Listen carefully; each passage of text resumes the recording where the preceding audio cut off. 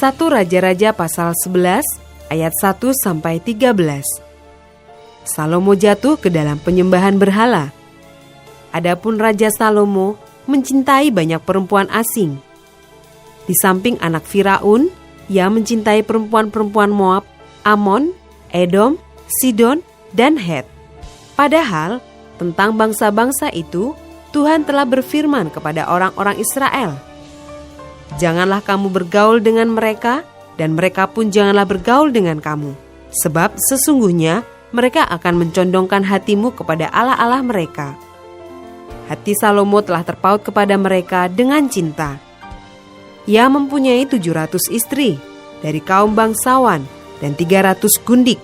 Istri-istrinya itu menarik hatinya daripada Tuhan.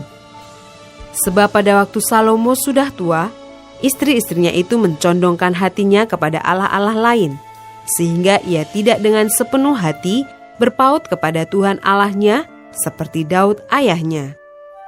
Demikianlah Salomo mengikuti Asyitoret, dewi orang Sidon, dan mengikuti Milkom, dewa kejijikan sembahan orang Amon. Dan Salomo melakukan apa yang jahat di mata Tuhan, dan ia tidak dengan sepenuh hati mengikuti Tuhan seperti Daud ayahnya. Pada waktu itu Salomo mendirikan bukit pengorbanan bagi Kamos, dewa kejijikan sembahan orang Moab, di gunung di sebelah timur Yerusalem, dan bagi Molok, dewa kejijikan sembahan Bani Amon.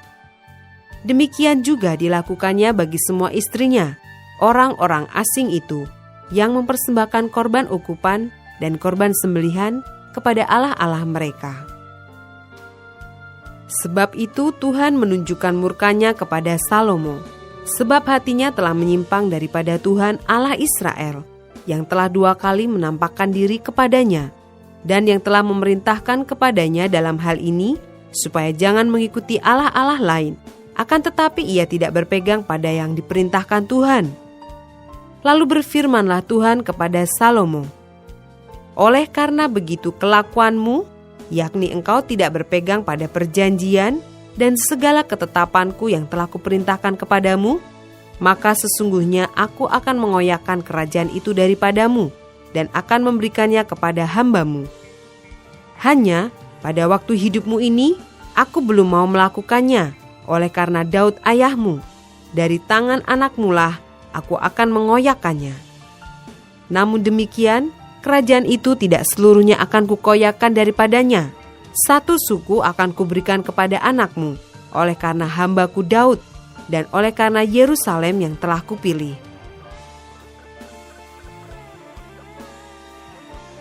Ayat 14-40.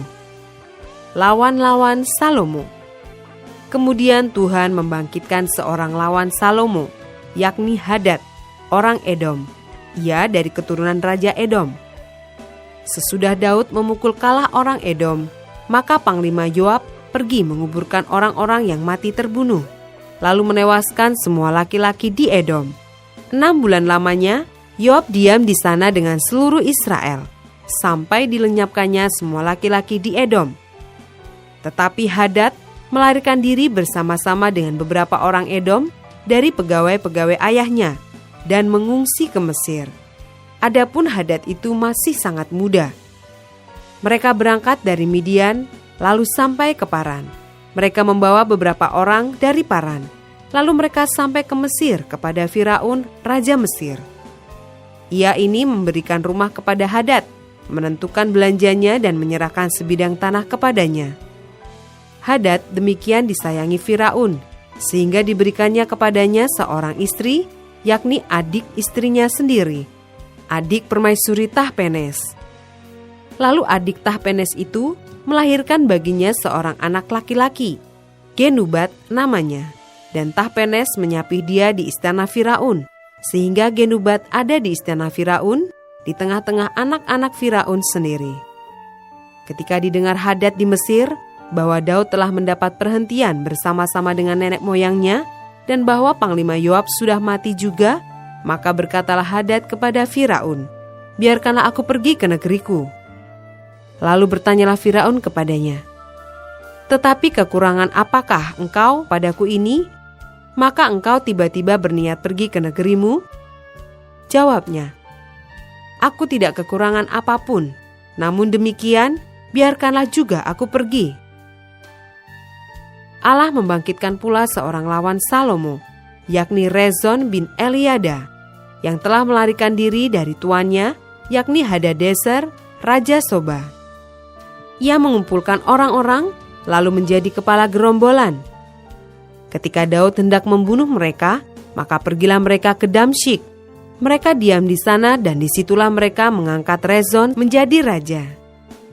Dialah yang menjadi lawan Israel sepanjang umur Salomo. Ia mendatangkan malapetaka sama seperti Hadad. Ia muak akan orang Israel dan menjadi raja atas Aram. Juga Yerobeam bin Nebat, seorang Efraim dari Sereda, seorang pegawai Salomo, nama ibunya Serua, seorang janda, memberontak terhadap raja. Inilah alasannya mengapa ia memberontak terhadap raja. Salomo mendirikan Milo, dan ia menutup tembusan tembok kota Daud ayahnya. Yerobeam adalah seorang tangkas. Ketika Salomo melihat bahwa orang muda itu seorang yang rajin bekerja, maka ditempatkannya dia mengawasi semua pekerja wajib dari keturunan Yusuf. Pada waktu itu, ketika Yerobeam keluar dari Yerusalem, Nabi Ahia orang Silo itu mendatangi dia di jalan dengan berselubungkan kain baru. Dan hanya mereka berdua ada di padang.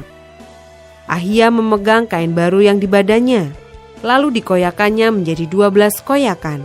Dan ia berkata kepada Yerobeam, "Ambillah bagimu 10 koyakan, sebab beginilah firman Tuhan Allah Israel.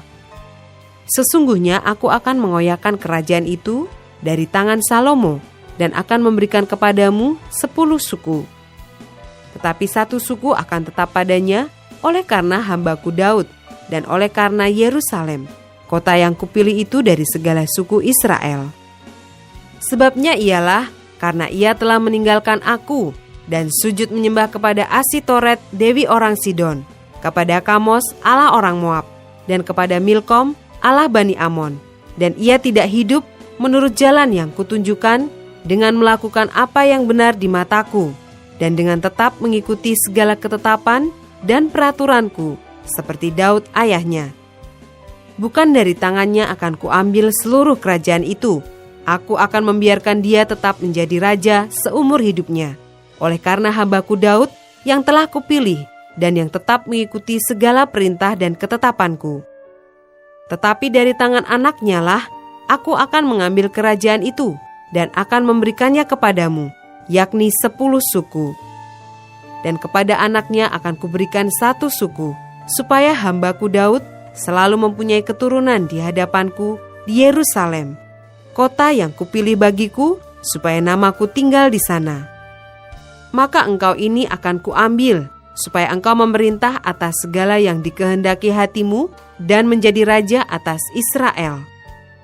Dan jika engkau mendengarkan segala yang kuperintahkan kepadamu dan hidup menurut jalan yang kutunjukkan dan melakukan apa yang benar di mataku dengan tetap mengikuti segala ketetapan dan perintahku seperti yang telah dilakukan oleh hambaku Daud, maka aku akan menyertai engkau dan aku akan membangunkan bagimu suatu keluarga yang teguh seperti yang kubangunkan bagi Daud, dan aku akan memberikan orang Israel kepadamu. Dan untuk itu aku akan merendahkan keturunan Daud, tetapi bukan untuk selamanya." Lalu Salomo berikhtiar membunuh Yerobeam, tetapi Yerobeam bangkit dan melarikan diri ke Mesir, kepada Sisak raja Mesir, dan di Mesirlah ia tinggal sampai Salomo mati.